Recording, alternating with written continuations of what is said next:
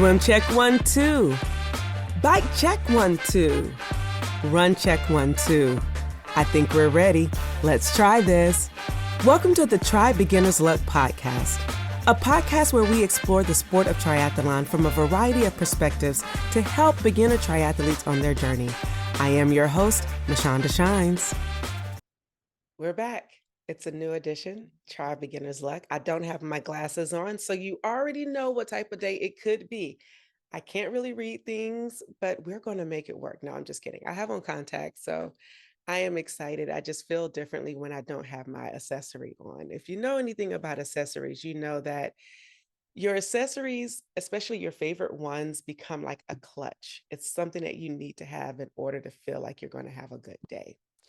Well, I'm going to have a good day because I have some amazing guests with me today. They are in their third year of a program. It's a team. They have been in existence for 3 years.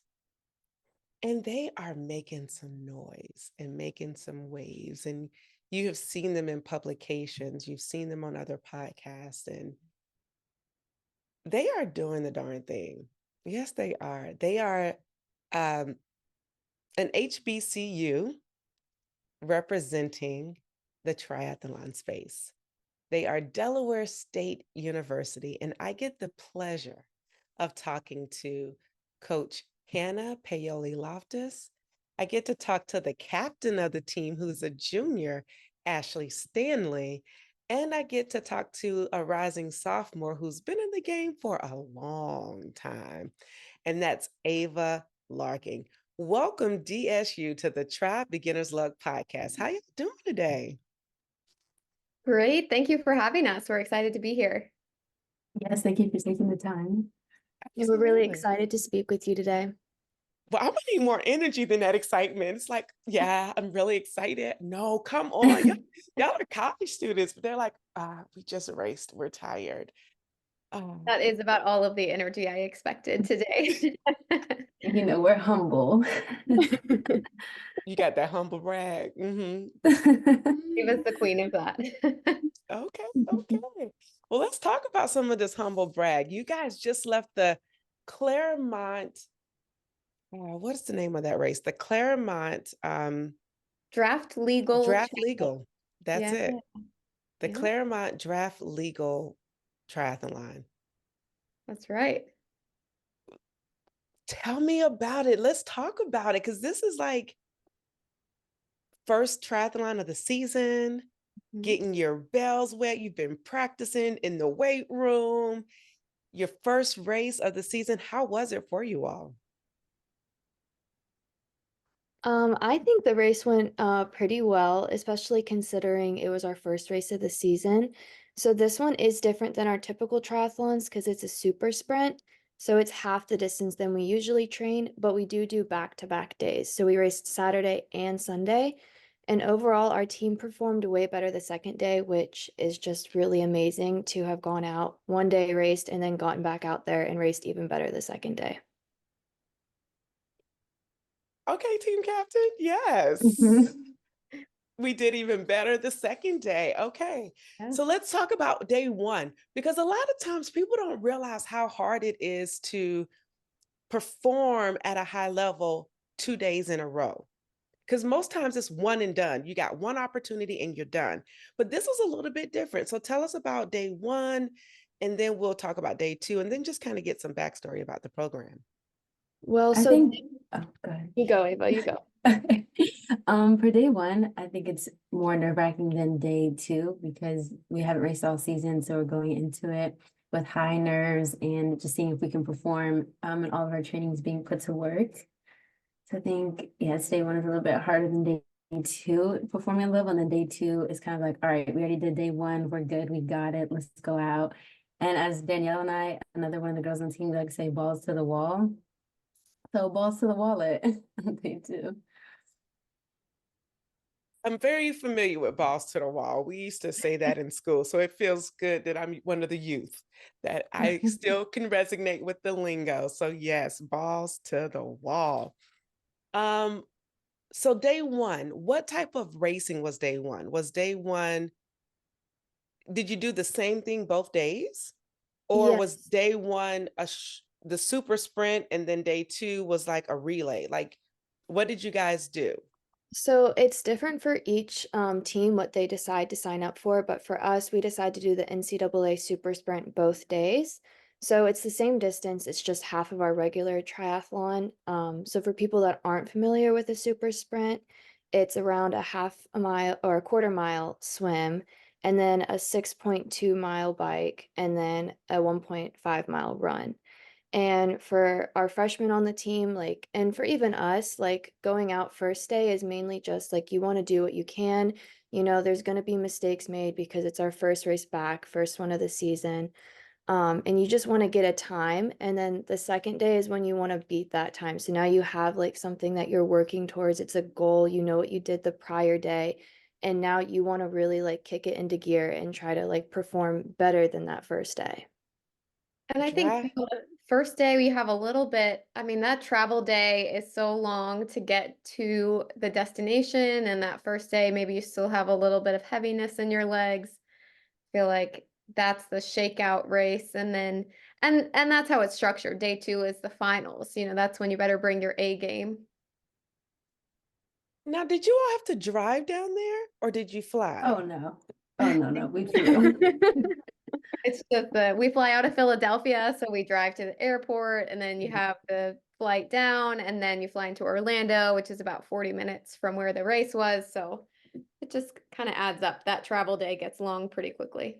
Okay, because I can only imagine if you had to drive, yeah, Ooh.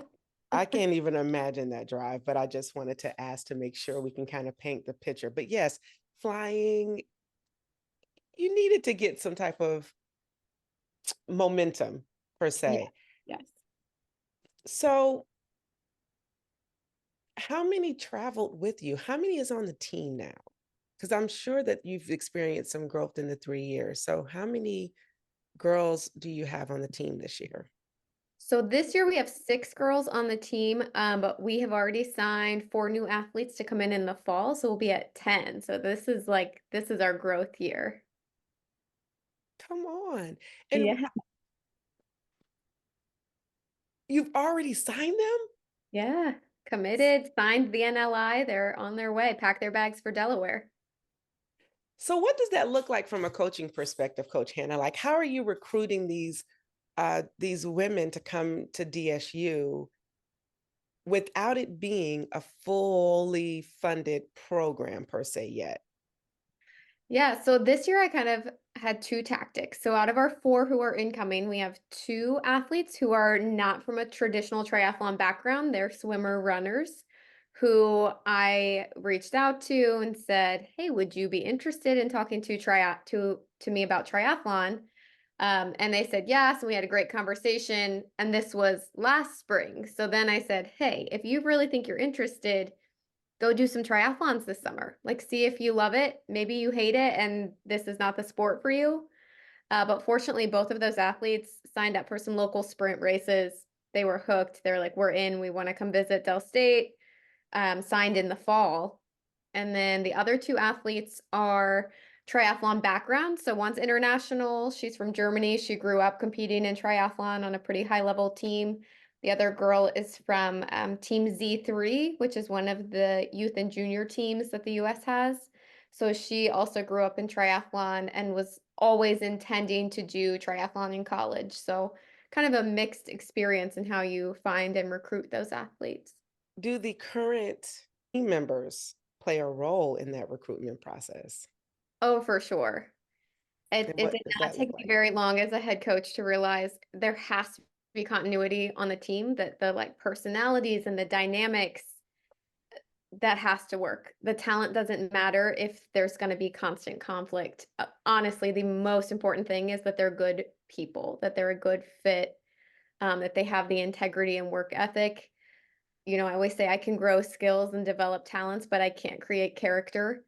So if they come in with that core, they're going to fit in with the girls who are already here. That's super important.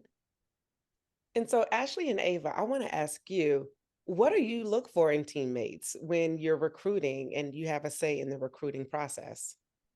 So like when we have our recruit visits, we do a lot with them, and whether that's like team dinner or they'll come to one of our practices and see how we do things.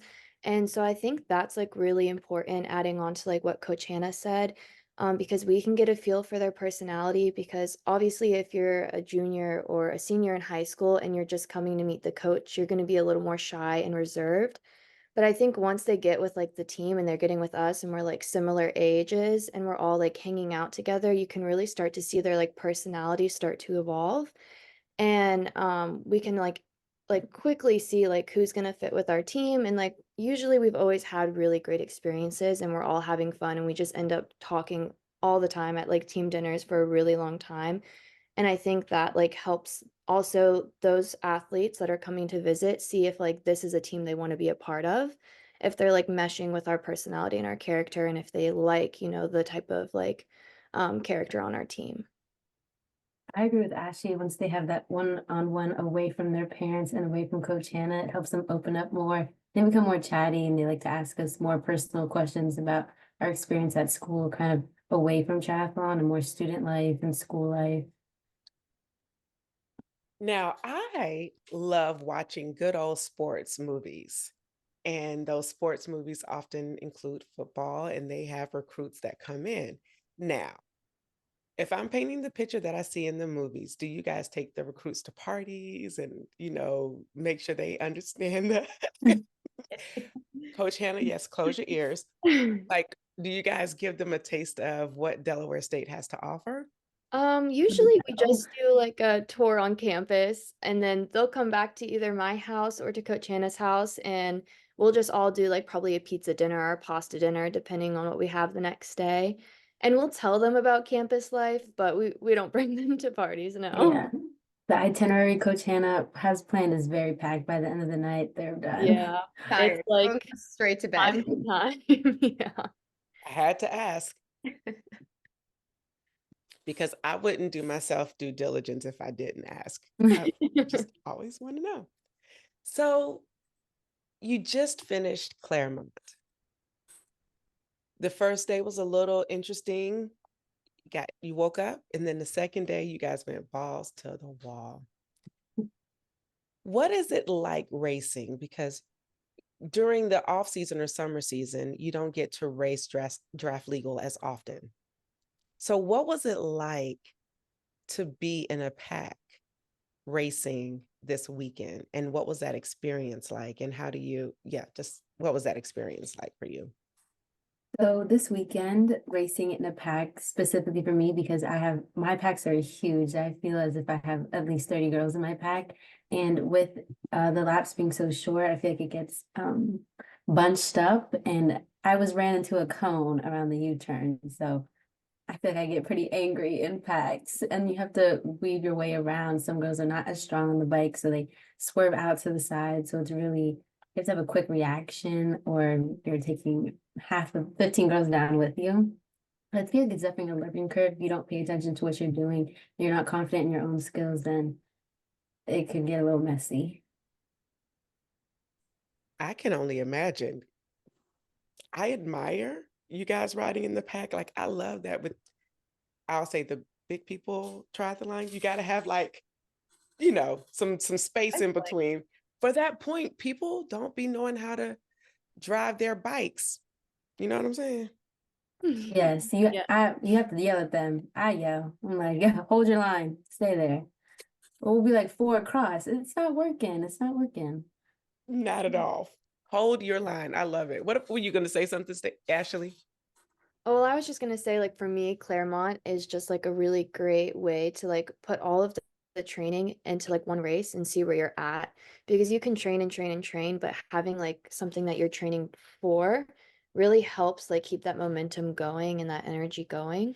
So for me, I really enjoy Claremont because when we end the season in November, we have some lighter training before we get back in January, and then having something like a goal to work towards. Like we know March, that first weekend in March is going to be like our 2 super sprint races. So like working towards that is really helpful and like motivating, especially. in the spring and off season. So speaking of, what is technically your off season? Because if you start in March and you end in November, you technically only have like a month of downtime, at least from my calculation. So what does that look like for you all? For us, we really take like December as like our off season. So that's when we're all home with our families for the holidays. We still do some training, but it's not going to be as rigorous and intense as it is when we're in season. So when we're at school is basically when we're in season. So December is our true, like, I would say off period, but Coach Hannah, you can add to that if you feel different. Oh, I was just gonna say, like from an NCAA standpoint, fall is our primary season. We're a fall championship sport. So like from the day they show up on campus in August until nationals in November, that's 20 hours a week of training every week, really no break in that season. And then after nationals, which is the second Saturday in November, then we go down to only 8 hours a week of training. And then over winter break, obviously they have about 5 weeks off then. We come back in January, we go right back into that 20 hours a week through like the middle of March. So we're getting ready to go out of season and go back down in hours. And then in the summertime, they're kind of on their own. So that's an interesting dynamic. Like if you don't want to do anything in the summer and you show up in August and you've lost all that fitness you worked for, you show up and you have to jump right into 20 hours a week of training. Like it's a tough balance for these guys. Yeah. So technically you're year round, even though you're not year round, because you have to Right. maintain fitness in seasons. And I know during the summertime, several of you race local races to kind of keep your fitness up. How is that racing on your own when you don't have a coach per se watching over your shoulder to make sure you do the right thing during the summertime? I would say it's pretty hard. This past summer, I basically did not do much at all. Coach was talking about me. I didn't do much this summer. So when I came into the fall, I was behind. So I had to play catch up and then did not really have the best season. I don't know, I was kind of burnt out a little bit over the summer. So I need to and I was working 2 jobs. I was too worried about the money. So yeah, it was something. And then I did have one race and it didn't go too well, but this summer I'm going to be on it. But yeah, when I don't have a coach telling me what to do, definitely slack off a little bit. And I think also to add to that, not having like a team to train with also is like a huge factor into that, because when we're like in season, we're with our coach and with our teammates, it makes the training a lot more fun. When you get to that summertime and it's like you have no structure really and you've got nothing, no practice you have to go to on time, that definitely, like, for a lot of us, it makes it a little bit harder to get up and to go and train. So I think being with the team helps a lot. And that's just not for y'all, it's for us too. Like when you're a part of a team, teamwork truly makes this dream work, even though it's an individual sport, but it just helps keep you accountable. And to your point, Ava, I love you. It's like, she's talking about me. And so what had happened was I was focused on my coin, which is fine. We make decisions, and you would know now, if you do it all over again, you'll have different priorities and still try to figure out how to work. And I think that's the part of learning and growing in sport. And you're learning from a young age, when you make certain decisions, it's the consequences are either you learn or you don't. And either you learn and you do better, or you don't and you don't do better. So those are the two things. I don't see it as like a pass fail. You just had a learning curve and a learning opportunity, and now you know. So I love that you're learning it early, because being a sophomore, it's like you can apply that not only to your schooling, but also in the real world when it really matters. Like school, you got some wiggle room and some flexibility. But that moment you graduate and get your first job or your pro job, whatever it is your desires are, the game changes and priorities change. So I'm glad you're learning this now. So I mentioned earlier, I wanted to talk about, DSU as a program and how it's developed. But I also want to talk about your personal stories. And so I think if we could funnel the DSU story into the personal stories, and I'm going to start with you, Coach Hannah, because you are a triathlete. You do this, you're still racing. So you get to not only coach them, but you're actually living it. So you can apply some of your trials and errors and, share with them what to do. So can you just talk us and walk us through how did you get involved in sport? Yeah, so well, first of all, in high school, I played some very bad basketball. I was not a talented basketball player, but I realized that I was competitive. I liked playing a sport. And so I started running kind of competitively after college. Actually, I was a big nerd in college. And then afterwards, I started running, did some half marathons, thought, hey, I think I might be kind of good at this. And then my husband was active duty Air Force at that time, and he got 10 days notice on a 3-month deployment to Turkey. And I was a little devastated. I'm a planner. I'm your typical type A triathlete. I have everything planned out from now through November, right? And then all of a sudden you get 10 days notice on a deployment, and a mutual friend of ours was like, oh, you should just do a triathlon. And I was like, yeah, I'm gonna do a triathlon. Did not know how to swim. I survived it. It was an ocean swim. I think my 750 time was like 20 minutes. And I backstroked it the whole time. And then I got on the bike, loved it, ran a great 5K, and was like, this is it for me. I'm doing this sport. So definitely took some swim lessons, got a coach, and just I haven't lost my passion for it yet. It has become a whole new challenge to still be passionate about racing myself, while I'm working full time and a half and coaching a team. But like I mentioned earlier, their season kind of winds down at the end of March, and then I race in the summer when they're not in season. And then the day they show up on campus in August, they're the number one priority again. Now, you left a little something out about your swim story. Oh no, I don't remember what I put in the questionnaire now. Oh, is it that my husband thought I was going to die? Because that's part of that story as well. My husband was deployed, and when I told him I was going to do a triathlon, he cried and thought he was never going to see me again because I didn't know how to swim. No, it was your experience in the water. I did get checked on by 3 lifeguards. That's, Yeah. that's a factor there as well. 3 separate lifeguards in 750 meters came over to me and were like, do you want us to remove you from this ocean? And I was like, absolutely not. I'm finishing what I started here. I'm just drowning for a minute. And I think that's, to me, the encouraging part is that you weren't a strong swimmer. You didn't start at a pool. You went straight to the ocean. Listen, ocean That's swimming being is 20 completely and not different. knowing anything. That's just pure ignorance. Looking back, I'm like, someone should have said, hey, they have pool triathlons. I was like, nah, just go straight to the ocean.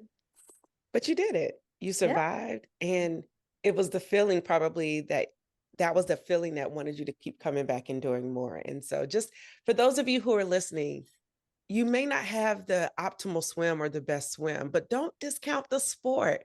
You can learn and you can grow and you can improve along the way. So how did you come into DSU, coaching for DSU?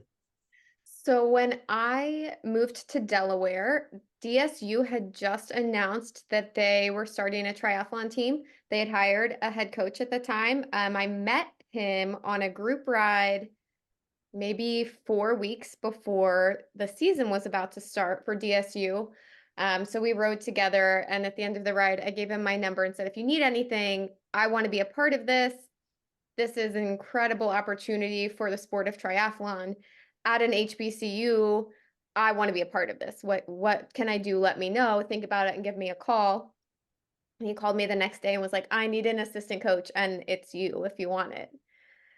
So I came on in that capacity day 1 of the triathlon team. Ashley's freshman year. Ashley's going to be the first graduating class of DSU triathlon.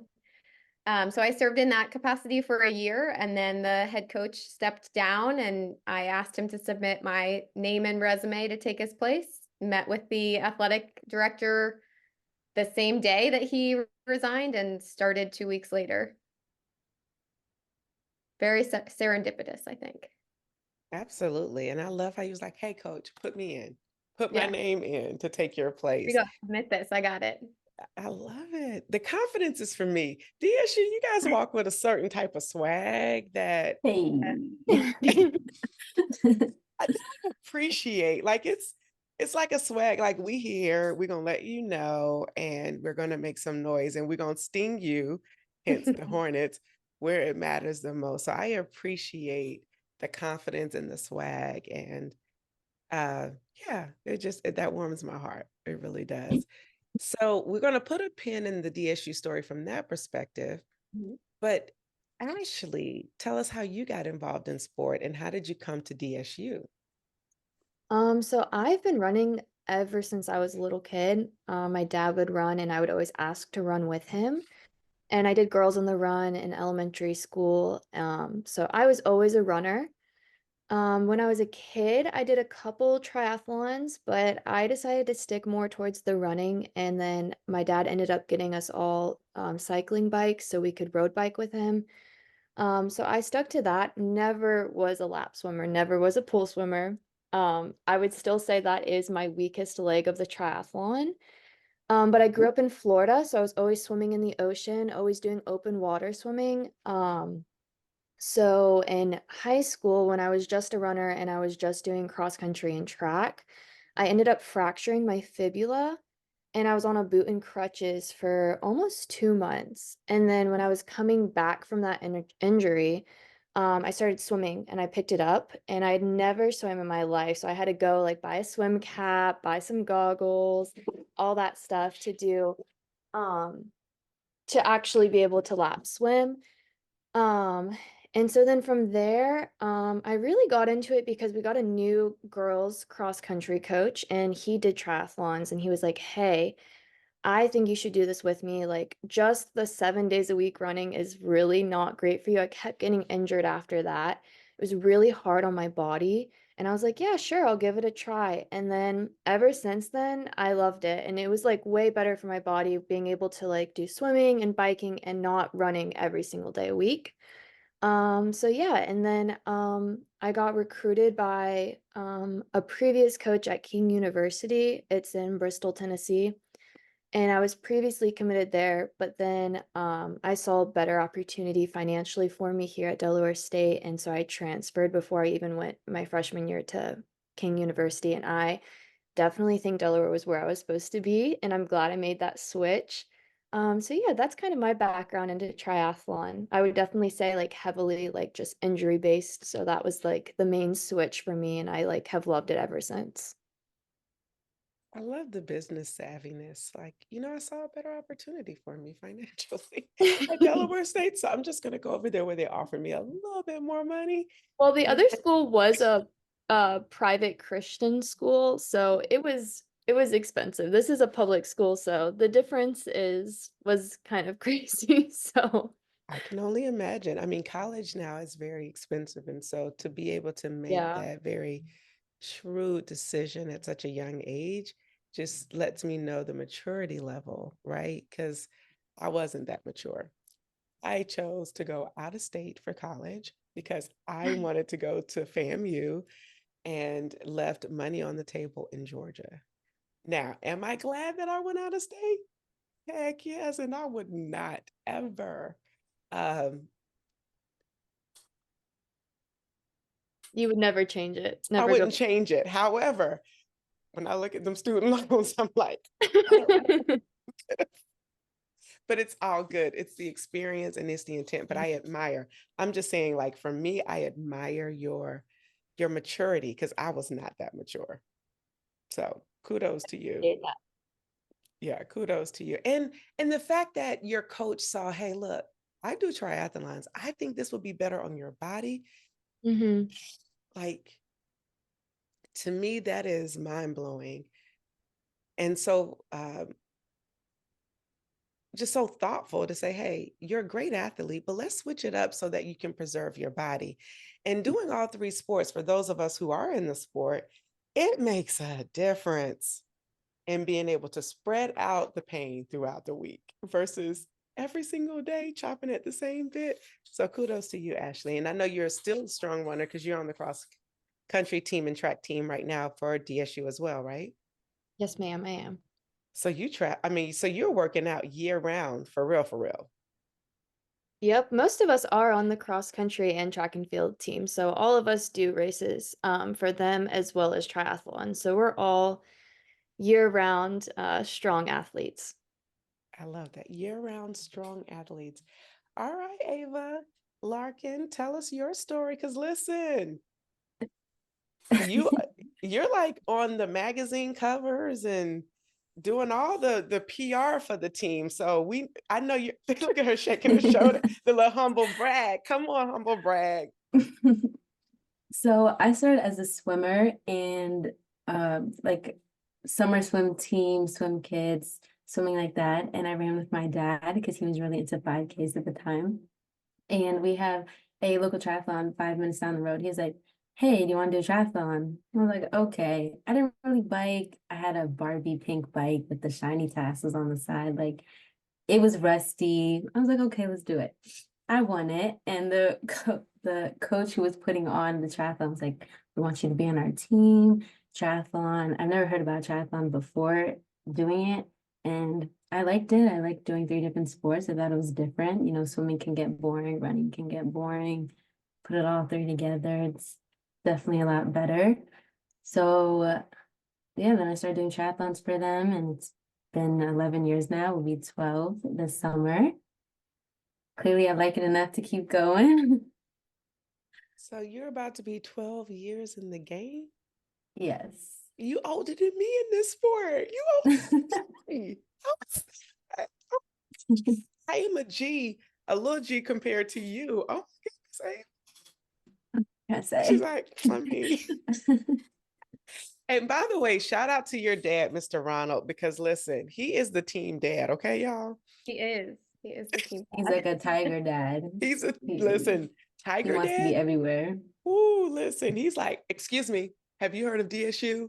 Yes, sir, I have.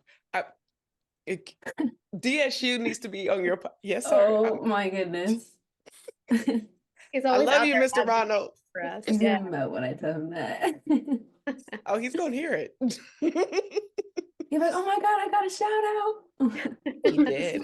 Mr. Ronald Larkin, we appreciate you. And I think I want more dads to do what he does. I think, he's proud of you. He's like that. This is my daughter. I need you to know, like, she's out here in these streets. So it's very admirable and it's honoring, and I love to see it. So did you tell me about your road to DSU? Because you've been in the game 12 years, but how did you say, hey, I want to go and do this at DSU? Because you had options, perhaps. Because there was some, tell us about that. I always knew I wanted to do triathlons in college, mainly because I've been doing it for so long. I was like, oh, let's see if I can get some money out of it, go to college for it. I knew I didn't want to stop, and I knew I wanted to be an athlete in college because of the perks, of course. So I knew I wanted to keep going. And so I reached out. DSU was in their first year. And I was looking at Hampton, but they weren't as established as DSU. So I was looking around East Coast schools. I looked at one in Colorado. I really liked the coach Eric. I also liked the HBCU aspect at DSU. That's what also brought me to the school, the diversity. And I know that in HBCU, it offers a lot of opportunities.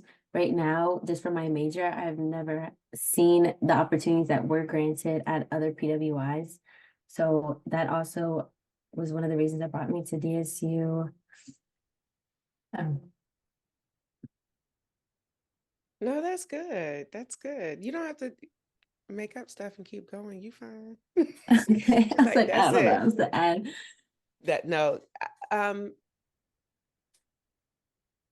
There is a distinguishing factor between a HBCU and a PWI. And I know there's a lot of talk about the continuation of these things because diversity is a thing, but then people don't really want it to be a thing. And that's a thing in all of itself. You get what I'm saying? Okay. And so the fact that you are getting these opportunities that you wouldn't get if you were at a PWI, it's probably great.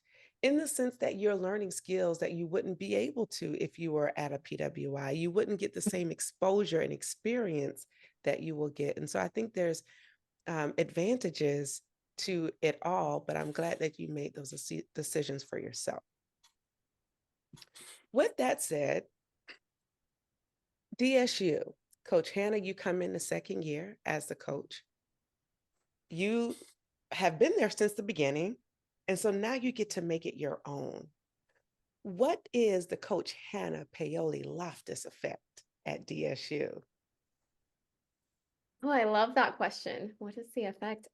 I mean, I really think the biggest thing that I have worked on outside of, your basic triathlon training is the team culture. Like, I think the way this team that we have right now supports each other, cares about each other, wants to see each other succeed in sport, in school, in life. Like, we are each other's cheerleaders. And I think that is something that's really special here. I love that culture. A lot of times people dismiss culture as if it's not important, especially in the workplace. And so the fact that you should shake your head like, yeah, we get it. But culture is such a big part of why we do what we do. And I think that plus the overall triathlon culture is such a huge draw as to what is drawing people to the sport. How is it with funding? Because you're at this sweet spot of it not being a fully recognized NCAA sport yet, but yet still having a lot of expenses with travel, with uniforms, equipment. How are you guys offsetting that? And what do you want to see come of this? And what is the timeline for NCAA? Okay, so that was like 4 questions. I know. The timeline for NCAA is that we are coming to the end of the 10-year emerging sport period this fall. So the goal is at the end of this championship season, so in November of this year, to start our 2-year NCAA evaluation period. And then hopefully during that 2-year evaluation period, we have 40 teams who are all meeting the sport sponsorship requirements. And then we would become a full-fledged championship status NCAA sport, which would bring NCAA money into the sport and be huge for all of the teams in triathlon. But until that time, we do a lot of fundraising. Our team hosts a community duathlon in April, the Dover Duathlon. That's our primary fundraising event. And then we do a lot of like one-on-one word of mouth fundraising. We meet people at races. We've met people at local 5Ks who want to know about DSU Triathlon. Family members support our team. Eva's mom works for a company that single-handedly funded our trip to Clermont this year. We could not have gone without their financial support. So right now we do a lot of fundraising and networking just to operate as a team. And for those of you who are interested in doing the Dover Duathlon this year, it's April 20th, is that correct? Yes, it is April 20th at Shooty Park in Dover. You can find it on like Try Sign Up, Run Sign Up. You can Google it. Awesome. Tell us about the run course, the bike course. It's a duathlon, so it's a run, bike, run. So tell us about that to entice people to want to support it, because this is prime opportunity. You guys are airing in the second week of March, so there's people that can still train for the race. So tell us about it. That's right. Ava, as the reigning champion, do you want to do a little course recon?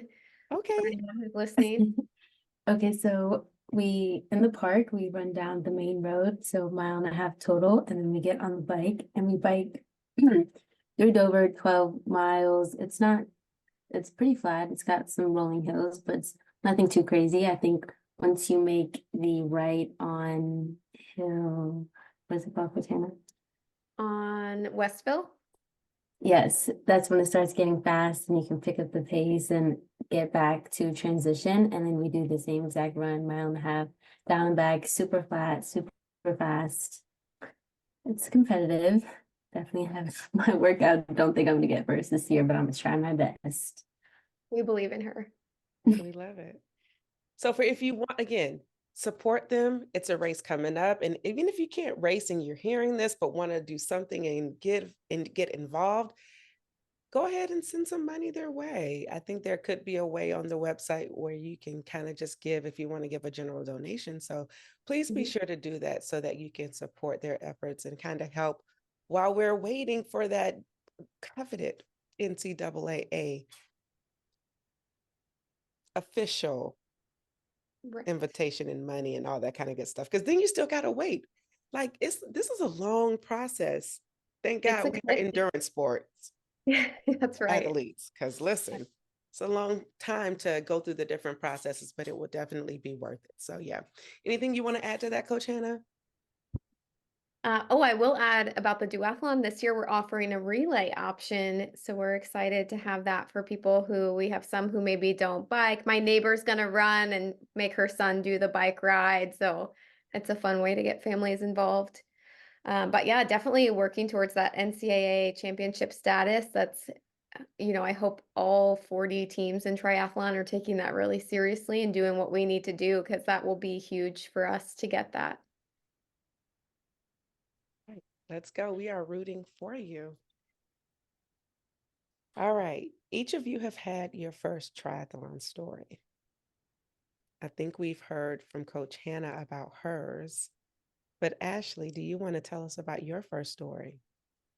Your Like first race? my first race I ever did. Ever, ever, ever? Yes. So, I mean, I did one when I was a little kid, like in elementary school. And that one was just a local one. I think it was in Jacksonville. And that was my first like toe into the water with triathlon. Um, I enjoyed it, but it wasn't like a huge passion for me when I was a little kid. I liked just running and biking more. But my first real triathlon, I would say, because those were when I was younger. My first one when I like came back from my fracture in high school. It was a local one where I'm from in Florida in St. Augustine.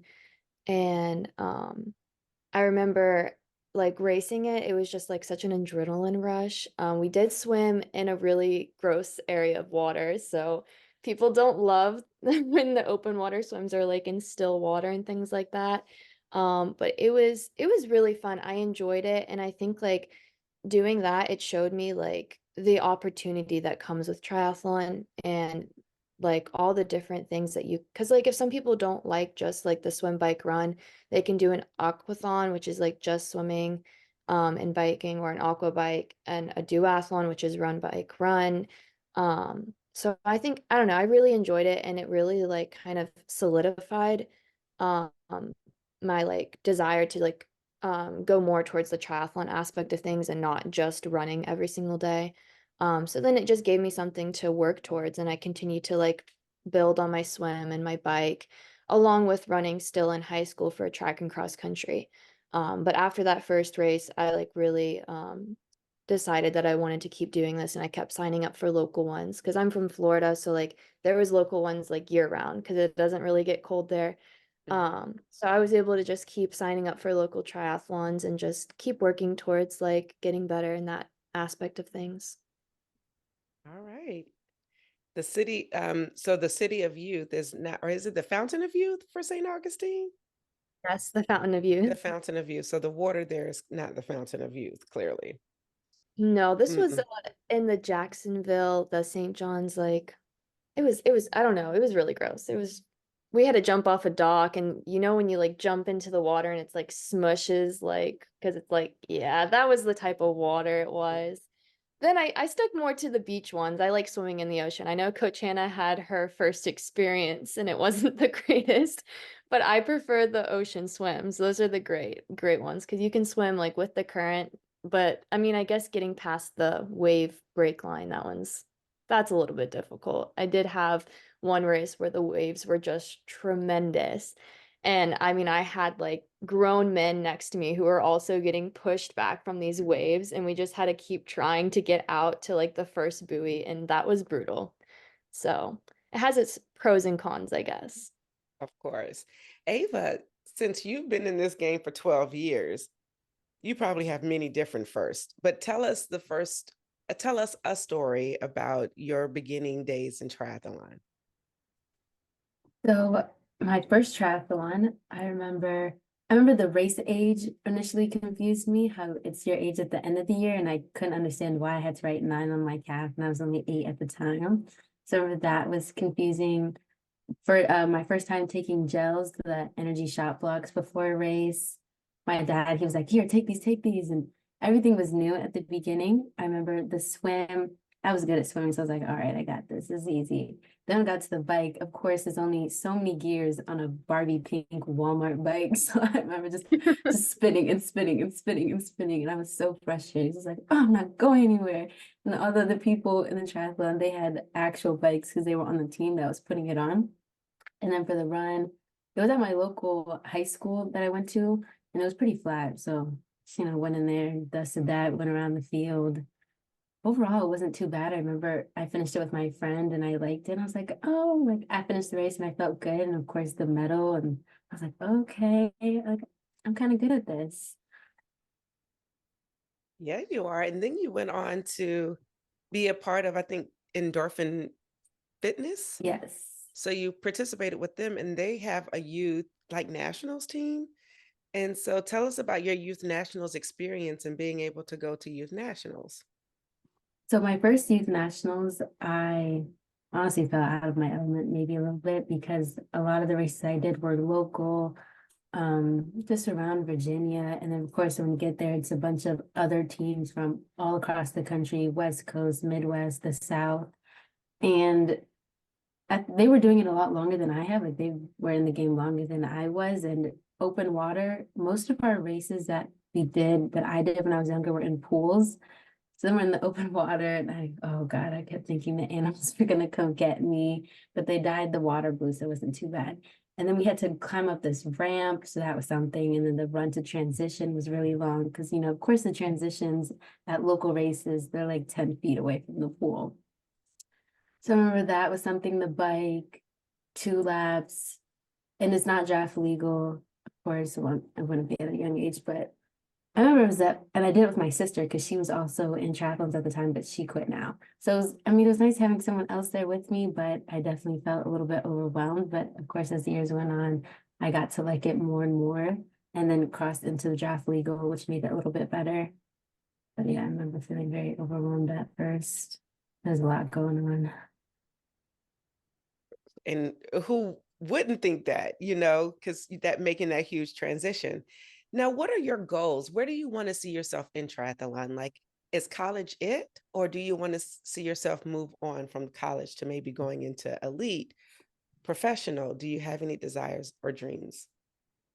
I'm not quite sure what I want to do with triathlon after college. I think I would definitely still compete on my own and maybe still train swimming, biking, and running, but I think I would like to take time to focus on my career. I do think I want to go into my master's year and get my CPA possibly and move to a Big Four accounting firm and work for them. So I'm not exactly sure how triathlon fits into that just yet, but I'm still figuring out my future. So I haven't really gotten that far in the plans yet. Okay. What about you, Ashley? For me, I think similar to Ava, being a student athlete in college is a lot. Um, and I'm also a nursing student. So this year, I've started the nursing program officially. I was pre-nursing before, and now I'm in the actual nursing program. So balancing nursing, with triathlon has been a new, thing to for me to work towards, and figure out. And so I think once I graduate, I'm going to obviously start working as a nurse, and that's going to be a huge change in my life.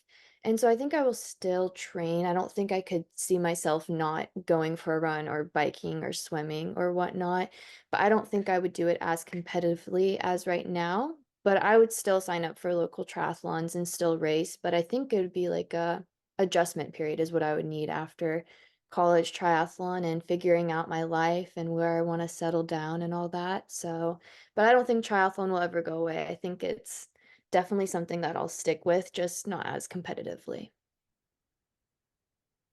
That's interesting to hear the difference between collegiate athletes and people who didn't have that same experience. And you're right.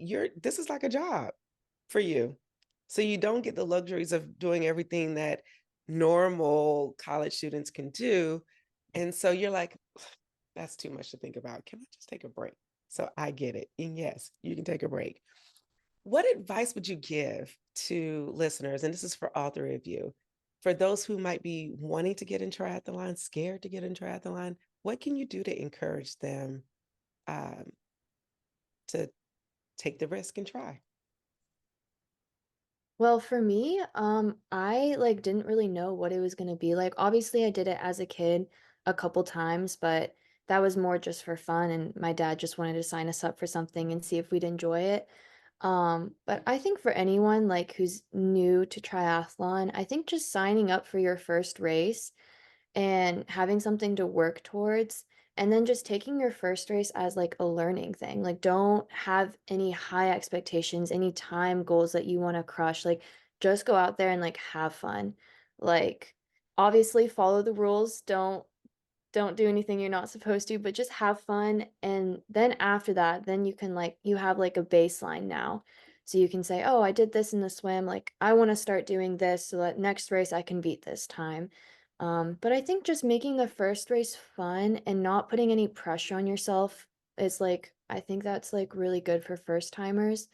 Because I think pressure can really add to a lot. So just taking the first race as like a fun learning experience. I agree with Ashley. I think it's important to keep the sport fun.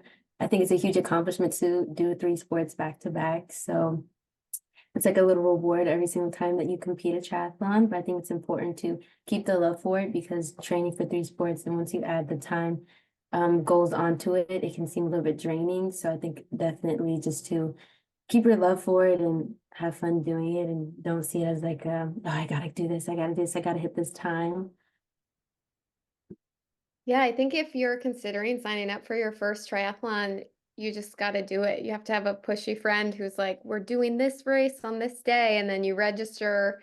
And no matter how afraid you are to go do it, when you cross the finish line of your first triathlon, like that's just unforgettable. Like, I mean, that's 10 years in the past for me, 12 years in the past for Ava. I remember being so scared for that open water swim and truly not knowing if I was going to make it or not. And then by the finish line, I was like, I am such an amazing athlete. This is incredible. Like, I am the best. It's just that like accomplishment. And as adults, especially adults who are new to try, how many opportunities do you get to go do something new like that and challenge yourself like that? Triathlon just has that. I mean, it's just there for the taking. Like, you're going to feel so, so awesome at the end of your first try. Yeah, you will. So y'all go out there and try and encourage your friends and do it with them. And hey, let's do the Dover Duathlon. Prices go up April Yes. 4th. April 4th. I just saw that. So prices go up April 4th. So if we're going to do this, let's like have a little party. Let's meet there and do it. We got what is it? Probably 6 weeks before the race. That's perfect. That's Start perfect timing. tomorrow. Yeah. 1.5-mile run to start, 13.5-mile bike, and then 1.5-mile run. That's right. I'm just saying, y'all, we can make this a thing. It could be like a little TBL podcast meetup. What y'all say? I love it. Yeah, come race Come Ava. and balls to the wallet. Balls to the wallet. Yeah. Okay. All right. I love it. Well, thank you guys so much for joining us. We have one more part of this podcast where we get to ask you just some real quick, fun questions. Maybe they're not fun to y'all, but I think they're fun. And let's just have some fun with it. But I appreciate you guys sharing a little bit about your journeys, talking about DSU, what it's like to be at an NCAA school where you're a varsity team, but not a championship team. The championship component has not come yet, but it's on its way. And we just thank you for sharing into that and just encouraging this audience. So Awesome. Thanks for having us. Yeah, with that said, Fun. balls to the wall is this thing, right? So I hear music in my head when I hear that. So let's go with some music. Who is your favorite artist? I know Ava's. Can I answer for Ava? Is it Lil Yeah, Baby? Lil Yes. Baby. Hmm. Ava's the only one on the team who can understand what he's saying. It's a special gift of Ava's. With Coach Hannah, I'll play a little baby song. I'll be like, tell me what they're saying. And she has to really I got intently about listen. She's half. like, I got this word. It's like a fun game. Oh, that's funny because I know there's like Lil Baby, Da Baby, Come Oh On yeah. Baby. I don't know. It's just too many babies out there in the world, so I don't listen to any of them. But now you're gonna make me go put my Go listen to a Lil Baby. Yeah. Lil Baby song. Okay. What about you, Ashley? I also like Little Baby, but I also like Noah Kahan. He is a new like folky artist, so not many people know about him, but yeah, but usually for pre-race I have a little pre-race playlist that I always play, and it's got a mixture of all different types of songs and genres and artists, so Okay, okay. And you, Coach Hannah? Oh man, I don't think I can pick. Like I don't have a true favorite. There's no one that I'm like dying to see. I think Ava's the best DJ on the team though. Like when Oh, I'm Ava's always on on, Ox. that works for me. Yeah, yeah. Okay. Coach Hannah's pre-race song is Red Nose by Sage the Gemini. And when she told me that, I would have never thought that'd be her pre-race song. I was like, wait, what? Sage the Gemini. My bike is named Sage for Sage the Gemini, so maybe that should be my answer, is Sage the Gemini. So Sage the Gemini and Lil Baby. Yeah, Mhm. Okay, I'm scared to ask songs, so I'm going to skip the songs question. good call. Yeah. A good choice. uh, favorite race destination? is that like asking like races we've done in the past or where we'd want to do one? Let's make it two questions that you've done in the past, and then where you would want to do one. Hmm. I think I I would would do a race in Hawaii. That would be so fun. Like the clear water, warm air, that would be fun. Okay. And your favorite race to date, where you have raced before? My favorite race, I don't know. I'm stuck between, I have three that I really like. I can't decide. Okay. I don't know. I would probably say Clermont, just because it's close to home. So a lot of friends and family get to come see me race, and I like the super sprint and being able to race both days. So I think that's my favorite race course out of all of Okay. them. Ava? My favorite race destination I've done is Richmond, Virginia, East Coast Triathlon. I've always had my best races there. And I'm not sure where I would want my dream destination to be. I don't want to swim in the ocean. There's too much marine life for me. So maybe a lake that's not completely disgusting, I would pick. I think my favorite race that I have done was in Santa Rosa, California. They used to have a 70.3 there for a while when I lived out on the West Coast. They don't have it anymore. So I think my current favorite race venue is probably Cambridge, Maryland. It's flat and fast and hot, and I like flat and fast and hot. Follow-up question to that. In Yes, which month? June or September? June. Okay, just wanted to make sure because September brings different challenges. That's right. September brings the sea nettles. I don't want The those. sea nettles. I'm like, I don't need those at my race. exactly. Hence Ava's point. The marine life, we don't need them. I We don't don't need need them them. They're problems. not invited. Ooh, keep them at home. They can be tardy for the party every day. Okay. Taper week, love it or hate it? Love it. Love it. I love it. Favorite motivational quote or mantra? Oh, Okay, you can either quit or keep going. They both hurt. That's good. Gotta pick the one, especially in distance racing. You quit or you keep going, but they're both gonna really hurt. I think I don't know if I really have one, but I know in high school we'd always say like the faster that you run, the faster you're done. So sometimes I think that I'm like I like it. I'm on the run. I'm like, if the faster you run, the faster you're gonna be past that finish line. You can get some ice cold water. The I little think things. I think mine would be hope is not a strategy. Like, don't hope to do good. You have to work for it. Okay, Ava. Yeah. Yes. Little baby coming through. Come on. Hey. Okay. Favorite part of triathlon rank them in this order: swim, bike, or run. Rank them in order of preference. Mine for sure is bike, run, swim. Bike being my favorite, swim being my least favorite. Run, bike, swim. I think mine's definitely bike. I can't pick which one is last. It depends on the day, I think. Ugh. Yeah. That's good. All of you like to bike. And I thought, Ava, you would pick swimming. It depends. There's some races where I'm like, oh, I need to get out the water right now. Because when there's 90 girls on the line, they start pushing and shoving and pushing your head down. I'm like, I need to get out now. I don't want to do it anymore.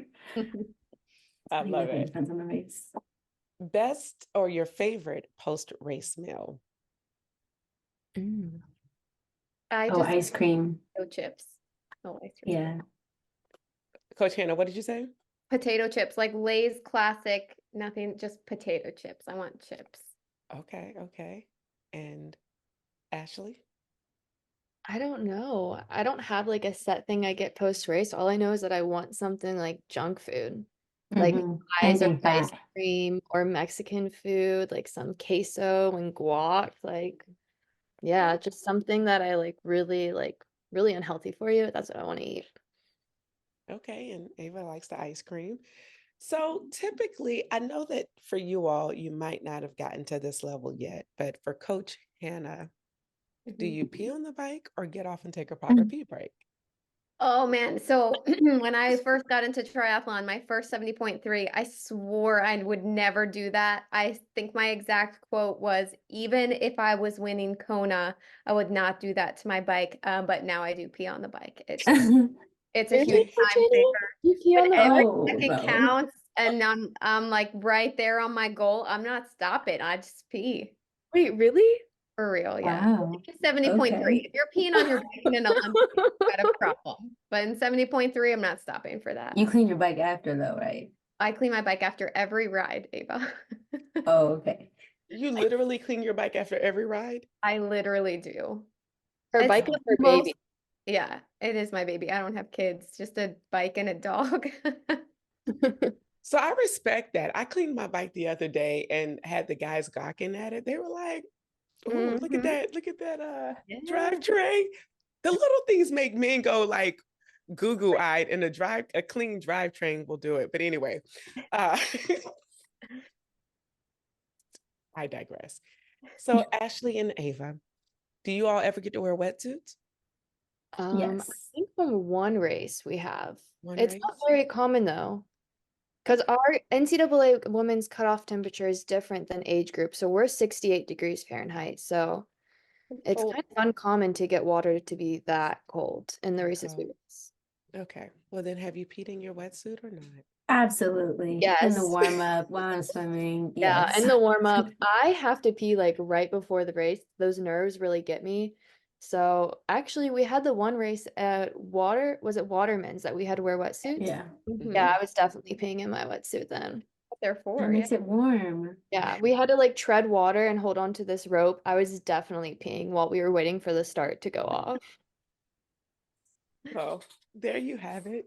Thank you guys again so much. We have the saying here at Try Beginners Luck, whenever you try, you always win. And for those of you who still have questions about the sport and you want to get into it, but don't really know what, and you got some questions, we have a solution for you. It is on YouTube only, and it's called Ask a Coach. We have resident coaches who will answer any question that you have. So be sure to look in the description of the show notes, and you can click the link and submit your question. And again, be sure to like, follow, and send this to your friends. We want to grow this, and we're hearing some really good reviews about people who love the stories that they're hearing. So don't be selfish. Share this with others. And for that, we're out. Thank you so much. I'm Mashonda, and we're out. Peace. Bye, y'all. Thank you for tuning in and listening to this episode. We need your help so we can continue to try at TBL. So for more information on where you can find and subscribe to this podcast, visit www.trybeginnersluck.com. And don't forget, whenever you try beginner's luck, you always win.